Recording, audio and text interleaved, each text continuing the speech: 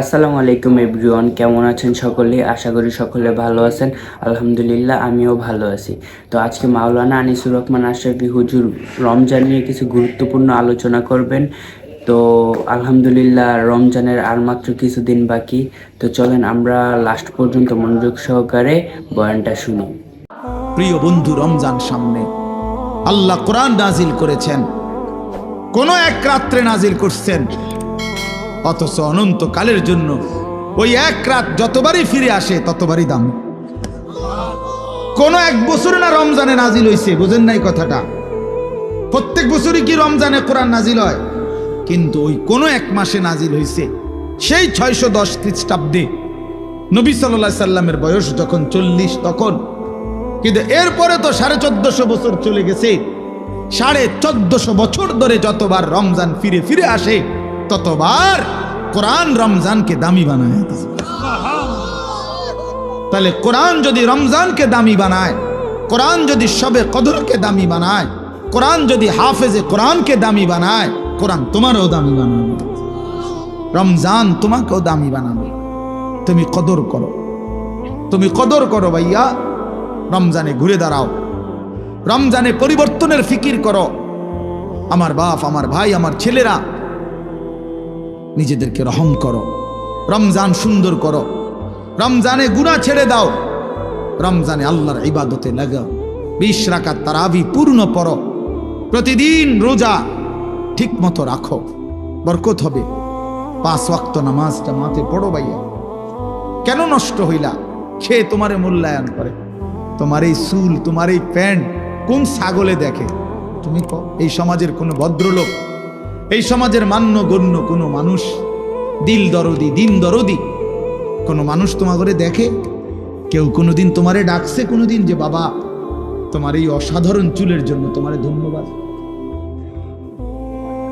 হ্যাঁ, তো তাহলে সে সামান্যতম আমরা তো মনে করেন একটু অনুভব করি, কথার কথায় অহংকারের জন্য বুঝাইতেছি না, যেন আমি এটা অনুভব করি আমরা যে অনেক মানুষ আমগরে মহব্বত করে, মুসাফা করে, হ্যাঁ, মাহফিলের জন্য বলে, তাহলে বোঝা গেল আমি অনুভব করি যে আমার অনেক মানুষ মহব্বত করে। আমার কথাটা বোঝেন নাই? অনেক মহব্বতের যেই কি পরিমাণ যন্ত্রণা, এগুলো এই নজরুল মোহাম্মদ এগুলো দেখলেই বোঝা যথেষ্ট। গমে আশিকি তেরা শুকরিয়া, এইটার অর্থ এইটা। গমে আশিকি মানে হইল ভালোবাসার বেদনা, ভালোবাসার যন্ত্রণা, মহব্বতের যন্ত্রণা। আল্লাহ তেরা শুকরিয়া মানে বুঝায় যে তোমার রাস্তায় যতবার যত দুঃখ পেয়েছি তোমারে ভালোবাসতে গিয়ে, সবকিছুর জন্য তোমার শুকর যে আল্লাহ তোমার রাস্তায় দুঃখ বেদনা জামিলা মিলছে। তো এই জন্য ভাইয়া তোমার তো এটা অনুভব করা উচিত, তোমার তো এটা ভাবা উচিত যে আমি যে প্রতিনিয়ত চুল পাল্টাইলাম, ডিজাইন পাল্টাইলাম, ফ্যাশন পাল্টাইছি, তো মানুষে আমারে কিতা কয়? আমি তো অনেক সময় বলি যে তোমাদের সমবয়সী ছেলেরা যখন তোমারে বলে দোস্ত তোরে সেরকম লাগে, তো তুই জিগাও না কা কি রকম? আমিও তো মানছি তোরে সেরকম লাগে, কিন্তু সেটা কেডা? মান হুয়া সে কে? যার মতো তোমারে লাগে নিশ্চিত খবর নিলে দেখবা ফুট্টাখোরের মতো লাগে, গাঞ্জাখোরের মতো লাগে, নেশাখোরের মতো লাগে, জুয়ারির মতো লাগে, হ্যাঁ, লম্পট চরিত্রহীনের মতো লাগে বেটা, ইমানদারের মতো লাগে না, জুনায়েদ বাগদাদির মতো লাগে না, বাইজিদ বুস্তামির মতো লাগে না, কোনো আল্লাহওয়ালার মতো লাগে না বেটা, কোনো হারামখোরের মতো মনে হয়,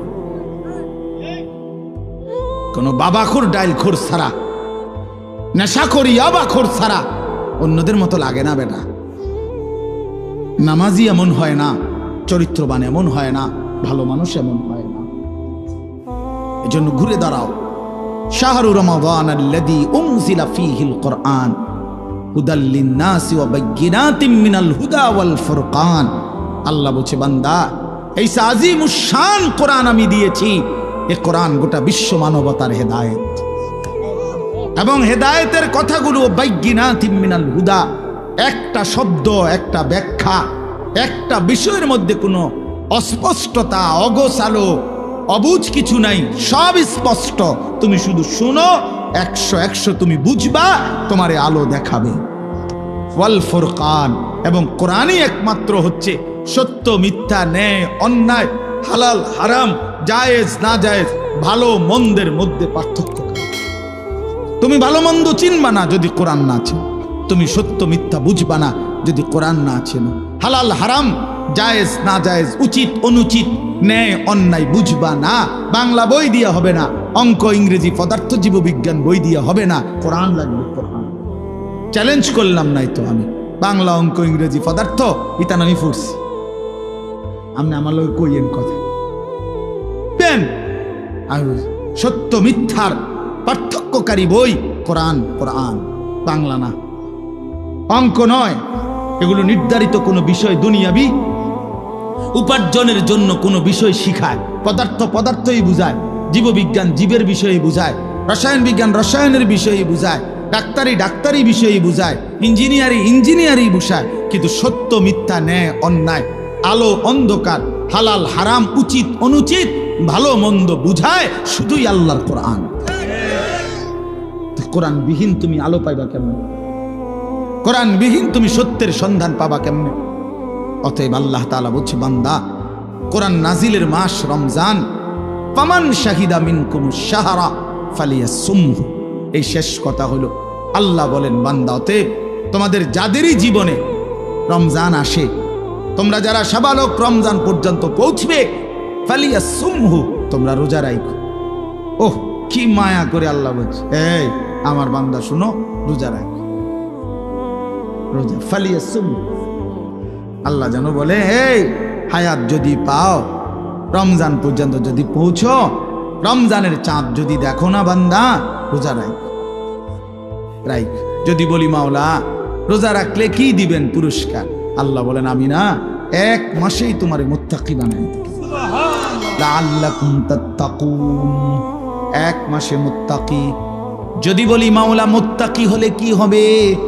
আল্লাহ বলেন, জান্নাত তো বানাইছি আমি মুত্তাকির জন্য। উইদ্দাত লিল মুত্তাকিন, জান্নাত বানানোই হয়েছে মুত্তাকিদের জন্য। ইন্নাল মুত্তাকিনা ফি জান্নাতিন ওয়া উয়ুন, ইন্নাল মুত্তাকিনা ফি যিলালিন ওয়া উয়ুন। আল্লাহ বলেন, আমার মুত্তাকি বান্দারা জান্নাতেই বসবাস করবে। খালাস। অতএব বন্ধু, বাপ, নওজোয়ান, শুধু ওয়াজের জন্য যেন ওয়াজ না হয়। শুধুই বললাম আমারে এই মাহফিলওয়ালারা হেরা নাকি দাওয়াত দিতে বহুত পেরেশানি করতে হয়েছে, কেমনে কেমনে জোড়া তালি দিয়া, হ্যাঁ, সেলিম ভাই শেষ পর্যন্ত রাজি করাইছে। আলহামদুলিল্লাহ, সকলেরই ভালোবাসায় আল্লাহ আনাইছে, ঠিক না? আমরা আল্লাহ আমাদের সবাইকে ভালো করেন, আমাদের জীবন সুন্দর করেন, আমাদের আখিরাত সুন্দর করেন। কিশোর নওজোয়ান বন্ধু, আমি তো ধমক দিলাম, একদিন আফসোস করবা যে তোমারে যদি আরো কেউ ধমক দিত। কোরআনুল কারীমের মধ্যে আছে, আল্লাহ তাআলা বলেন, ওয়াদাক্কির ফাইন্নাদ যিকরা তানফাউল মুমিনিন। এই ছেলে, তোমরা কি বুঝছো মিয়া? না দাঁড়ায় আছো কেন?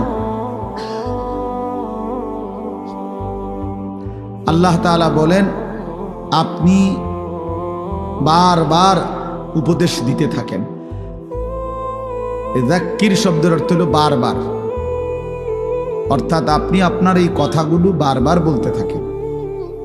ফাইন্নাদ যিকরা তানফাউল মুমিনিন, নিশ্চয়ই প্রত্যেকবার উল্লেখ করলেই, যতবারই বলবেন ততবারই ইমানদারদের উপকার হবে।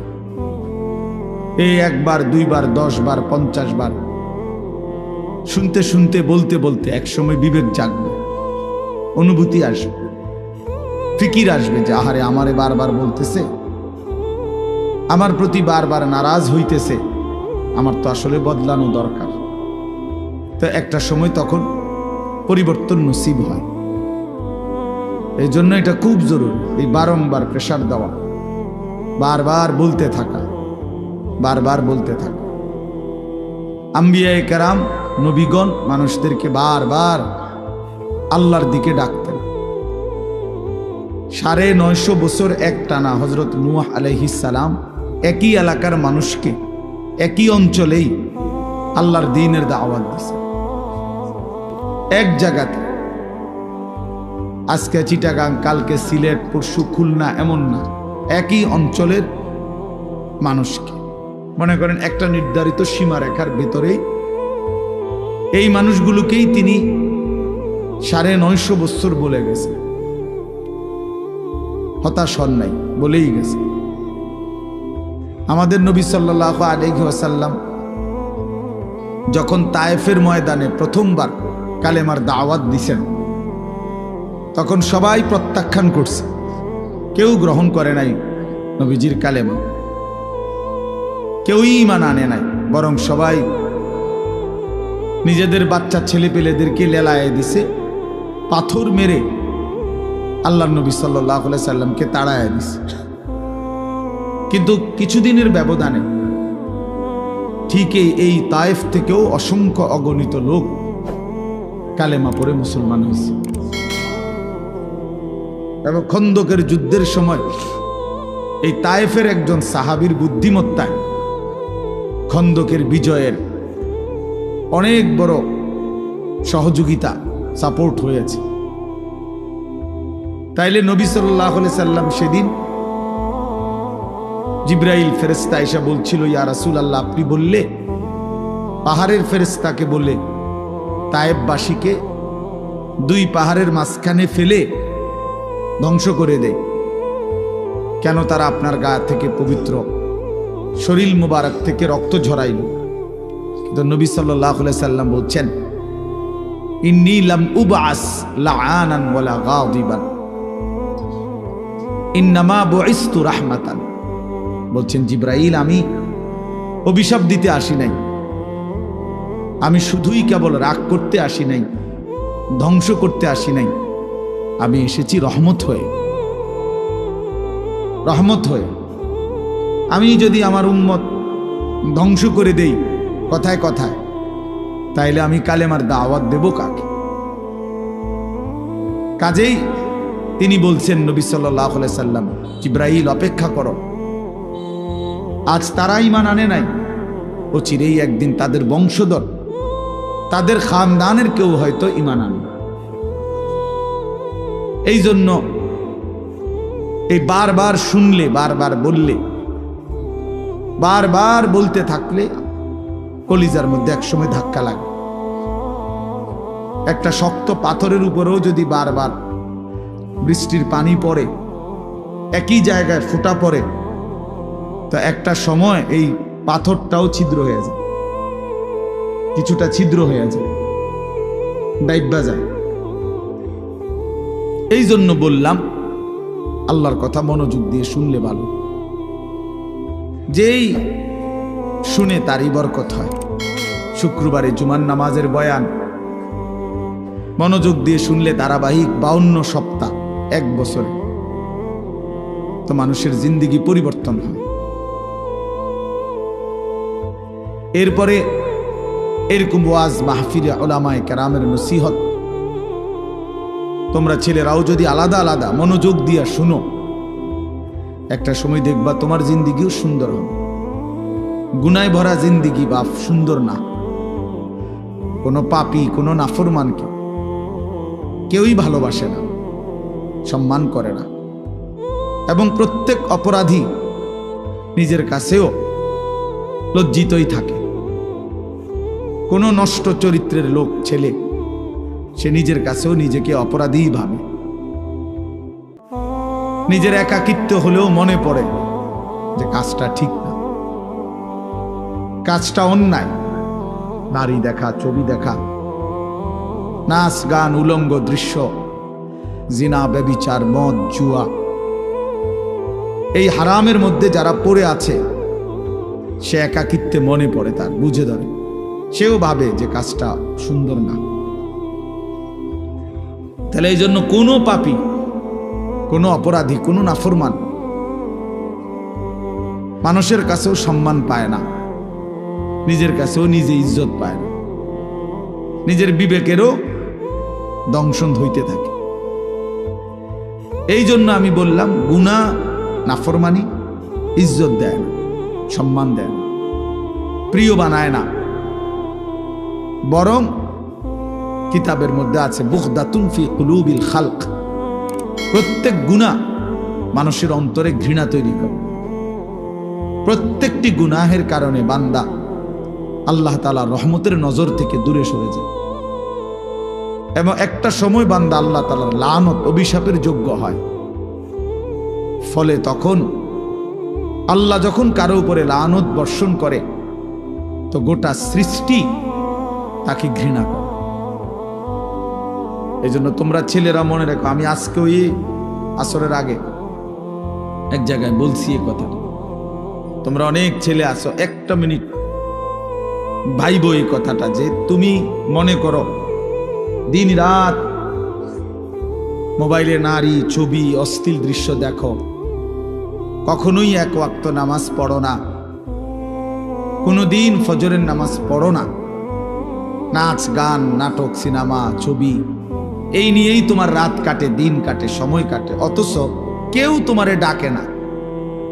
তোমার মা, তোমার বাবা, তোমার গ্রামের কেউ, কারো তোমারে নিয়ে কোনো মাথা ব্যথা নাই যে ছেলেটা যে আমাদের চোখের সামনে নষ্ট হয়ে যাচ্ছে, চরিত্রহীন হয়ে যাচ্ছে, ফেরাইবার জন্য কারো চেষ্টা নাই, কারো মানসিকতায় নাই। কারণটা কি? তোমার দিকে কারো নজর নাই কেন? তোমার মা বাবা কারোই কোনো ফিকির নাই কেন? এর মূল কারণ হলো এইটাই, মনে রাখো, যে বুঝো বুঝলা, মনে রাখবা যে মূল কারণ হলো গুনাহ যখন মাত্রাতিরিক্ত হয়ে যায় তখন আল্লাহর লানত বর্ষিত হয়। আর তোমার উপরে আল্লাহর লানত পড়ছে দেখা, খোদার লানত, খোদার গজব পড়ছে দেখা আর তোমারে কেউ ডাকে না, তোমার দিকে কেউ ফিরেও চায় না, তোমার দিকে আর কেউ ফিরে চায় না। আহা, তোমারে আর কেউ বাঁচাইতে ফিরাইতে চেষ্টা করে। এইটা হলো লানত, অভিশাপের বহিঃপ্রকাশ। নুওয়াল্লিহি মা তাওয়াল্লা ওয়া নুসলিহি জাহান্নাম ওয়া সাআত মাসীরা। আল্লাহ বলছে, আমার রাসূলের বিরুদ্ধাচরণ যে করে, আমার ইমানদার মুমিন বান্দা যে পথে চলে, তার উল্টো পথে যে চলে, তা আমিও তাকে সেই উল্টো পথেই চালাইতে থাকি এবং এই উল্টো পথেই একদিন তাকে আমি জাহান্নামে ফেলে দেব। কোরআন শরীফ।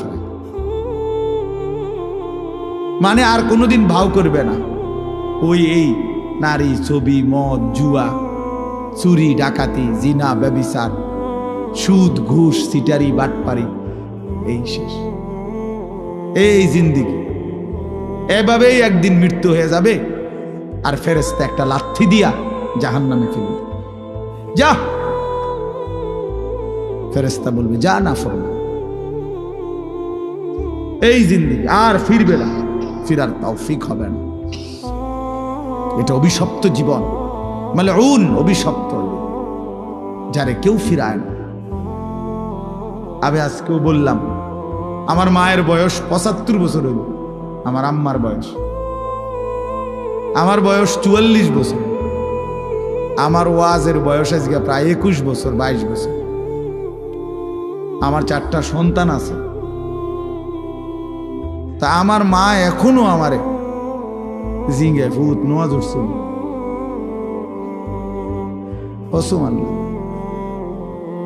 এখনো জিজ্ঞাসা করে ফুত নামাজ উঠছিল, এখনো মা জিগায় ফুত চাইও মানুষের মাহফিলে যাইয়া টাকা পয়সা লইয়া কারোর লগে ঝামেলা করো, এই বয়সেও বলেন। হ্যাঁ, মা তার সন্তানকে এখনো নজর রাখছে। মা বৃদ্ধ হয়ে গেছে, আমারও বয়স কম হয় নাই, আমিও তো সন্তানের বাপ। যে তোমারে কেউ ডাকে না, তোমার প্রতিদিন ফজরের নামাজ ছুটে যাচ্ছে, তোমার মাও ডাকে না, বাবাও ডাকে না, কারণ তোমার উপরে খোদার লানত পড়ছে। তোমার 1 মিনিট তোমার কল্পনার মধ্যে নারী ছাড়া, ছবি ছাড়া, মোবাইল ছাড়া তোমার সময় কাটে না। কেউ তোমার ফিরায় না যে বাপ কিরে তুই এটা কি করতেছ, এটা তো ভালো না, এটা তো তোমার জন্য সুফল আনবে না। এই কথাটুকুও তোমার ঘরে বলে না, যাদেরকে কেন বলে না কেউ, তোমার উপরে খোদার লানত। তোমার উপরে আল্লাহর লানত, তুমি অভিশপ্ত। এই জন্য তোমারে আর কেউ ফিরায় না।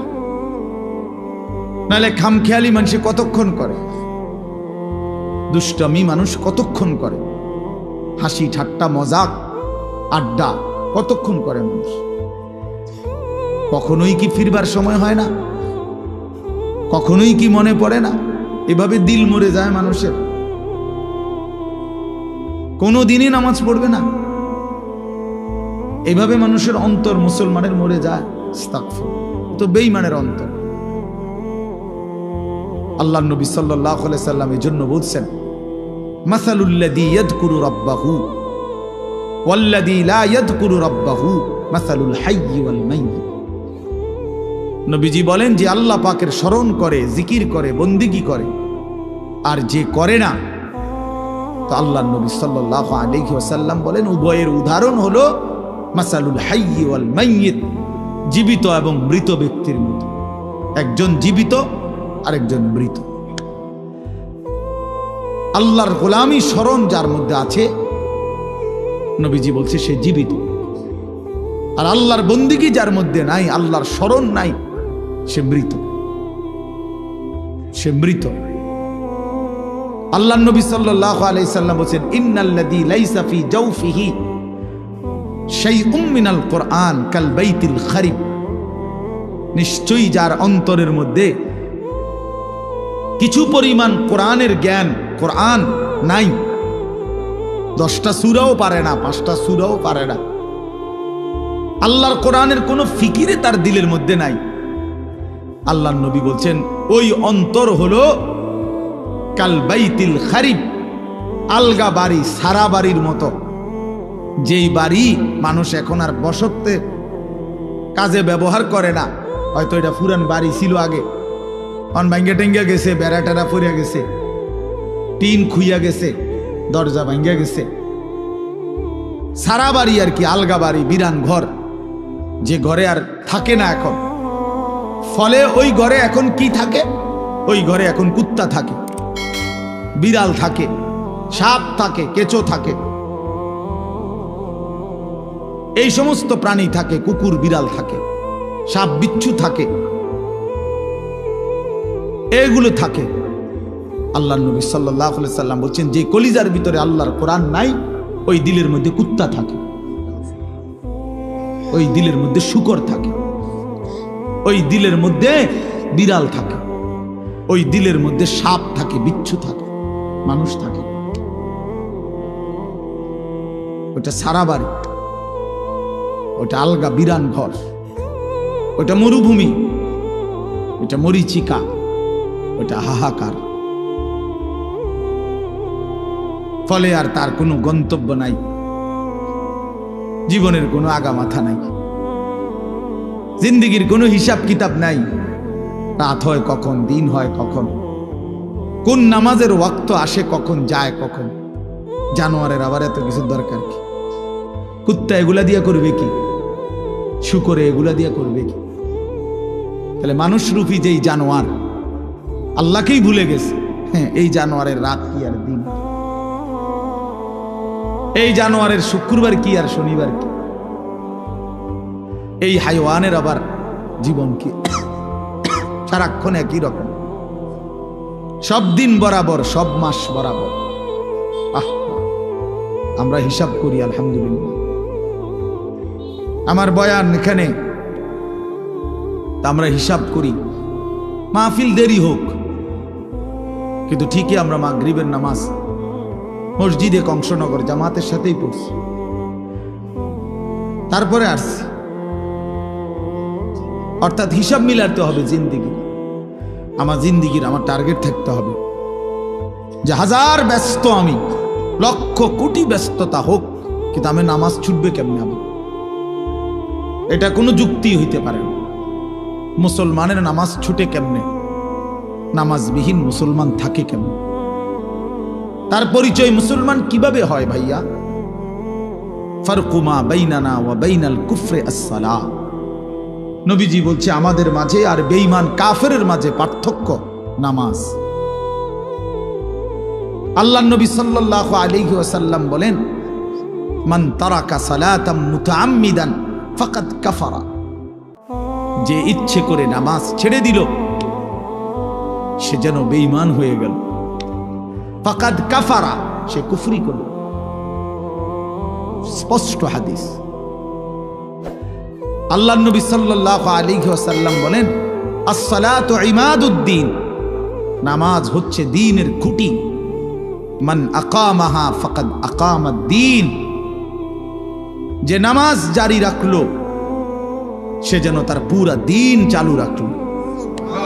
ওমান হাদামাহা ফাকাদ হাদামাদ-দ্বীন, যে নামাজ নষ্ট করে দিল সে তার পুরা দ্বীন নষ্ট করে দিল। আল্লাহ কোরআনে বলছে, ইন্নাস সালাতা তানহা আনিল ফাহশাই ওয়াল মুনকার, নিশ্চয়ই একমাত্র নামাজ যাবতীয় অশ্লীলতা, অসভ্যতা, বেহায়াপনা, অপরাধ থেকে বিরত রাখে। এজন্য সাফ কথা বেটা, কোন বেনামাজি ভদ্র হইতে পারে না। বেনামাজি মানেই অসভ্য বেটা, বেনামাজি মানেই কুত্তার জিন্দেগি, কুত্তার জিন্দেগি মানে। হ্যাঁ, জোরে বল বেটা, তোরা যারা নামাজ পড়স না, লজ্জা থাকলে বলিস। আর বেহায়া যদি হাসো বেনামাজি হবার পরেও, তো মনে রাখো তোর ব্রেনের সমস্যা,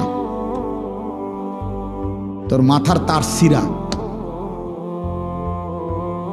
তুই পাগল মাতাল, তুই মানুষও না জানোয়ারও না, তোর কোনো অনুভূতিই নাই বেটা, বিবেকে নাই বেটা, তুই জানোস না তোরে বানাইছে কে বেটা, তুই পাগল না ছাগল এটাও জানোস না। কিসের মা কিসের বাপ? বেনামাজির কি মা কি তা বাপ? বেনামাজির কিসের আল্লাহ কিসের রাসূল? কিচ্ছু নাই, হেতেই হেতে। তার আবার মা কিভাবে হবে? সে তার মা তো মুসলমান, তার বাবা তো মুসলমান, সে তো তার বাবাকে চিনে না, সে তো তার মায়ের ইজ্জত বোঝে না। অতএব বেনামাজি অনেকটা বেওয়ারিশের মতো, লাওয়ারিশ। এই জন্য বন্ধু মনে রাখো, নিজের হিসাব মিলানো, নিজেকে বুঝা, নিজেকে চিনা অনেক বড় সম্পদ, অনেক বড় নিয়ামত। এই জন্য হাসি দিয়া উড়াই দিও না। এক হুজুর সুন্দর বলছে, শুধু এটাই ভেবো না যে হুজুর ভালোই বলছে। না ভাইয়া, তুমি ভাবো তোমার জিন্দেগি এত অধপতন কেন? যারা লাস্ট পর্যন্ত ভিডিওটা দেখেছেন, আশা করি সকলের কাছে অনেক ভালো লেগেছে। এরকম সুন্দর সুন্দর আলোচনা পেতে চ্যানেলটি সাবস্ক্রাইব করে রাখুন।